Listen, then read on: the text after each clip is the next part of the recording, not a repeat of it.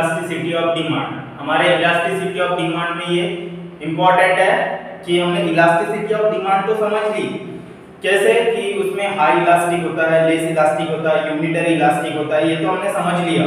लेकिन डिमांड पे इम्पैक्ट कैसे आता है, ठीक है, गुड्स वो नेचर ऑफ कमोडिटी को डिमांड इंक्रीज होना और डिक्रीज होने के लिए प्राइस जिम्मेदार है, लेकिन साथ में कुछ और ऐसे फैक्टर्स है जो डिमांड को इन्फ्लुएंस करते हैं इंक्रीज होने के लिए या डिक्रीज होने के लिए।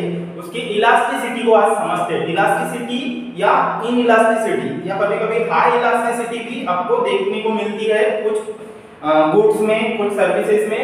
तो इलास्टिसिटी ऑफ डिमांड मतलब तो हमने समझ लिया था percentage change in demand due to percentage change in price, बराबर है, ये तो हमने समझ लिया। अब हम उसके फैक्टर समझेंगे जिसका इंपैक्ट डिमांड पे पड़ता है। तो वो डिमांड जो है प्राइस के अकॉर्डिंग एक तो ज्यादा चेंज होती है यानी हाई इलास्टिक होती है, कभी-कभी रिलेटिवली इलास्टिक होती है, तो कभी-कभी वो इन इलास्टिक हो जाती है। तो देखते हैं आज सबसे पहले टॉपिक देखो क्या क्या है, nature of commodity, availability of substitutes, number of uses, habits, durability, complementary goods, income of consumer, urgency of need and time period. ये एक एक समझते हैं क्या है इसके अंदर कि इन्फ्लुएंस कैसे था। इन्फ्लुएंस मतलब प्रभाव पड़ना, डिमांड के ऊपर प्रभाव पड़ना, इंपैक्ट पड़ना, एक तो डिमांड बढ़ना या डिमांड कम हो जाना, इसी को बोलते हैं factor influencing elasticity of demand, और वो इलास्टिसिटी ऑफ डिमांड के अंदर में आएंगे।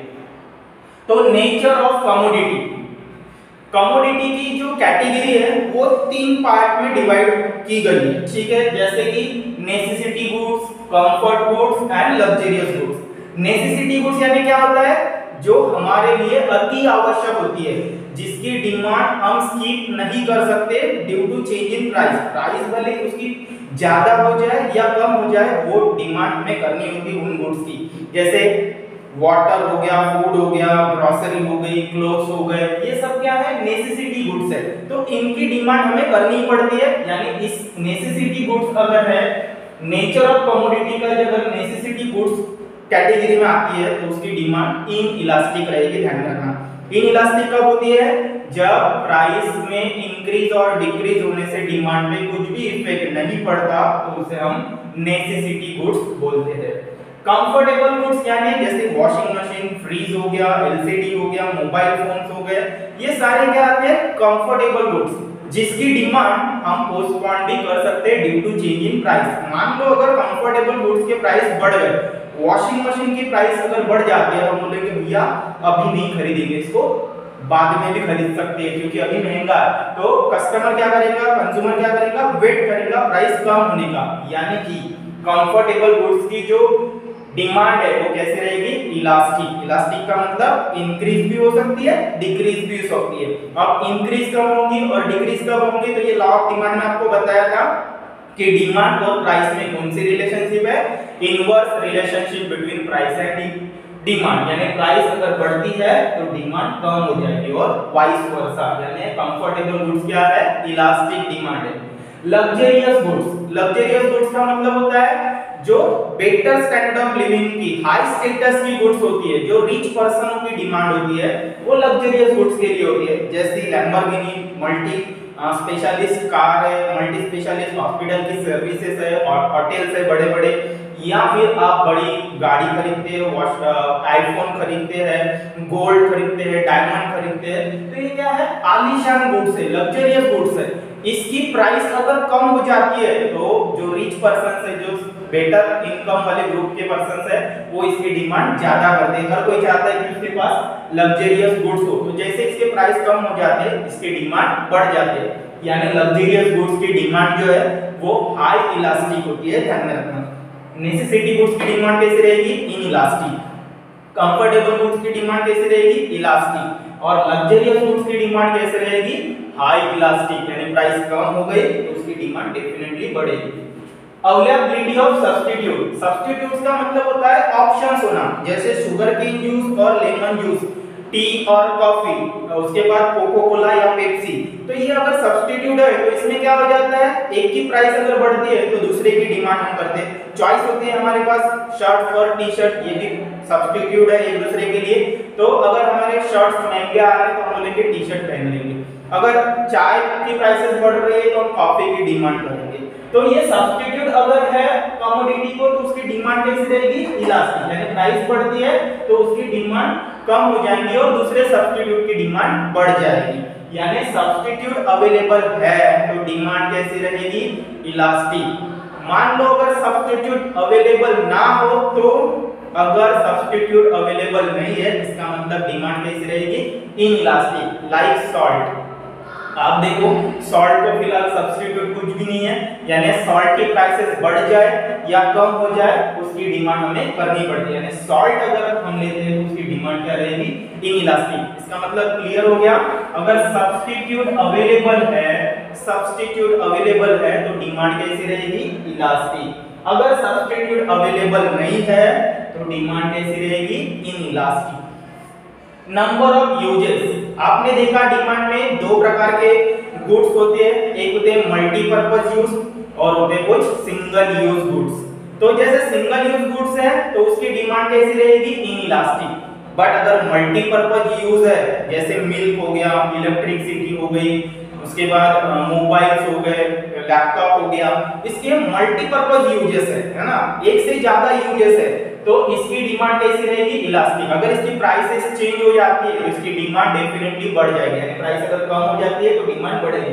यानी नंबर ऑफ यूजेस में मल्टीपर्पज गुड्स है, एक से ज्यादा यूजेस उस कमोडिटी के होते हैं तो उसकी डिमांड कैसी रहेगी, इलास्टिक। और सिंगल यूज गुड्स है, सिंगल यूज गुड्स है तो उसकी डिमांड इनइलास्टिक रहेगी, इसको चेंज नहीं कर सकते, वो एक ही यूज की है, फिर उसका प्राइस क्या देखा जाएगा तो वो इनइलास्टिक रहेगी। हैबिचुअल गुड्स, हैबिट्स, ऐसा माना जाता है इकोनॉमिक्स में कि हैबिचुअल गुड्स की डिमांड जो है वो इनइलास्टिक रहती है। इनइलास्टिक का मतलब होता है प्राइस कितनी भी बढ़ जाए या कितनी भी कम हो जाए डिमांड उसकी कांस्टेंट रहती है या बढ़ती रहती है। क्यों, क्योंकि एक बार हैबिट लग गई, कोई पर्सन है जो लिकर का कंजम्पशन करता है, स्मोकिंग करता है या किसी को चाय पीने का शौक है तो वो प्राइस को ध्यान में नहीं रखता, उसको पता है लत जैसी है, हैबिट्स है, एक बार बढ़ गई तो फिर वो आदत सी हो जाती है, वो चाहिए ही चाहिए टाइम पे। यानी हैबिचुअल गुड्स है तो उसकी डिमांड कैसी रहेगी, इनइलास्टिक। ध्यान रखना, हैबिचुअल गुड्स के लिए डिमांड इनइलास्टिक रहती है, उसकी प्राइस के अकॉर्डिंग डिमांड उतनी चेंज नहीं होती। ड्यूरेबिलिटी, अब गुड्स जो है वो फिर से दो कैटेगरी में आते हैं, ड्यूरेबल यानी लॉन्ग टर्म तक वो हमारे पास रहते हैं, उनसे ड्यूरेबल गुड्स बोलते हैं, और कुछ गुड्स जो होते हैं वो पेरिशेबल गुड्स होते हैं जो जल्दी खराब हो जाते हैं। ड्यूरेबल गुड्स में आते हैं जैसे washing machine, mobile phone, fridge, AC, car, ये सब ड्यूरेबल गुड्स है। जैसे वेजिटेबल हो गया, फिश हो गया, मिल्क हो गया, पनीर हो गया, ये कैसे पेरिशेबल गुड्स है। तो अगर ड्यूरेबल गुड्स है, मान लो अगर ड्यूरेबल गुड्स है तो उसकी डिमांड क्या रहेगी, इलास्टिक। यानी अगर प्राइसेस बढ़ते हैं तो ड्यूरेबल गुड्स की डिमांड कम हो जाएगी।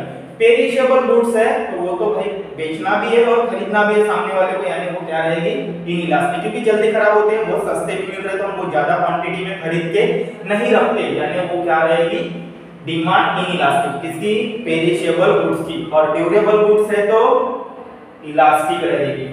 कॉम्प्लीमेंट्री गुड्स, अब देखो कॉम्प्लीमेंट्री गुड्स यानी क्या, किसी एक डिमांड को फुलफिल करने के लिए हमें दूसरी चीज की भी उसकी डिमांड करनी पड़ती है, जैसे कार और पेट्रोल हो गया, शूज है तो फिर सॉक्स चाहिए, बराबर। तो ये सब क्या है, कॉम्प्लीमेंट्री गुड्स है। तो कॉम्प्लीमेंट्री गुड्स में क्या होता है, एक चीज की प्राइस अगर बढ़ती है तो दूसरे की डिमांड कम हो जाती है, यानी इलास्टिक रहती है। कॉम्प्लीमेंट्री गुड्स की डिमांड कैसी रहेगी, इलास्टिक।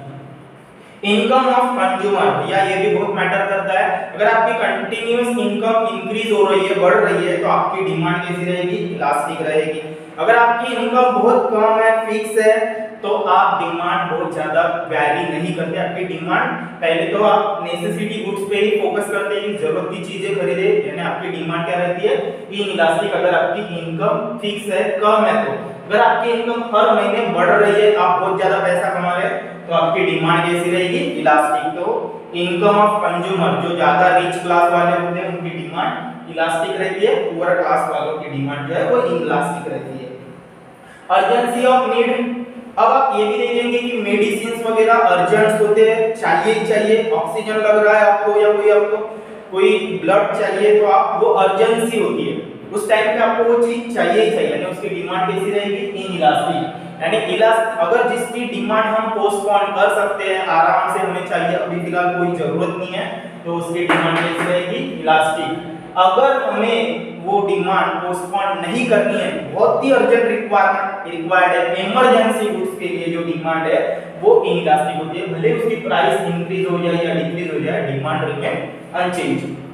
टाइम ऑफ पीरियड भी मैटर करता है, कौन से टाइम पे, winter season, summer season, rainy season, time seasonable goods अगर है तो उसकी भी डिमांड इनइलास्टिक रहती है, बाकी टाइम उसकी डिमांड इलास्टिक भी रह सकती है, due to change in price demand also change. तो these all are the factor influencing demand, यानी डिमांड को इंक्रीज कराने के लिए, डिक्रीज कराने के लिए गुड्स में ये क्वालिटी होनी चाहिए। अगर नेचर ऑफ कमोडिटी नेसेसिटी है तो इनइलास्टिक, कंफर्टेबल है तो इलास्टिक, और लग्जरियस है तो हाई इलास्टिक। सब्स्टिट्यूट अवेलेबल है तो इलास्टिक, अगर सब्स्टिट्यूट अवेलेबल नहीं है तो inelastic. Number of uses, multipurpose uses है तो इलास्टिक, सिंगल यूज कमोडिटी है तो इलास्टिक, हैबिचुअल गुड्स है डिमांड तो इनइलास्टिक, ड्यूरेबिलिटी, अगर बहुत ड्यूरेबल गुड्स है पोस्टपोन कर सकते हैं डिमांड तो इलास्टिक, ड्यूरेबल नहीं है, पेरिशेबल है यानी इनइलास्टिक, कॉम्प्लीमेंट्री गुड्स में अगर एक चीज की प्राइस बढ़ती है तो दूसरे की डिमांड कम हो जाती है यानी इलास्टिक, इनकम ऑफ कंज्यूमर अगर हमेशा बढ़ रही है तो डिमांड इलास्टिक, फिक्स है तो इनइलास्टिक, अर्जेंसी ऑफ नीड, कोई मेडिकल इमरजेंसी है या कोई हमें ट्रैवल करना है, दैट टाइम हमें जो भी रिक्वायरमेंट होती है शॉपिंग की वो तो करनी ही पड़ती है, यानी उसे हम पोस्टपोन नहीं कर सकते, अर्जेंट है तो डिमांड कैसी रहेगी, इनइलास्टिक, टाइम पीरियड के अकॉर्डिंग भी डिमांड इलास्टिक रहती है। तो आज के लिए इतना ही, मिलते हैं अगले टॉपिक में, तब तक के लिए थैंक यू।